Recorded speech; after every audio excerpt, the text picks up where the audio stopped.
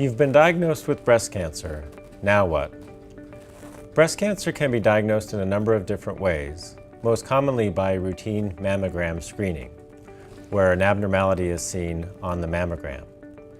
Breast cancer can also be diagnosed on self-breast exam, meaning that a person notices a lump or a change in the breast, which leads to a doctor's evaluation and a biopsy resulting in a breast cancer diagnosis. Breast cancer may also present as a change in the breast. So that could be a change in skin texture or skin color. That could be breast swelling or nipple discharge, which can be clear or can be bloody. Sometimes a person may develop breast pain as well. After a diagnosis of breast cancer is made by a biopsy and pathologic confirmation, then many things start to happen. The treatment of breast cancer requires often surgery, sometimes chemotherapy, sometimes radiation, and sometimes anti-estrogen treatment. The fifth step is to sometimes take newer targeted therapies, such as Herceptin, for up to 1 year. So a person may end up seeing many different physicians, including a surgeon, medical oncologist, and radiation oncologist.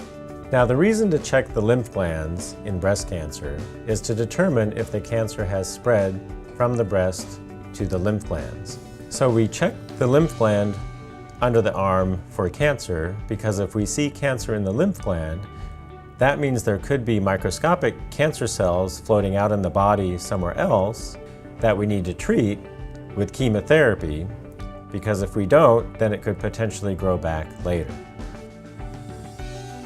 Radiation is also often used in breast cancer treatment. Radiation is used after a lumpectomy.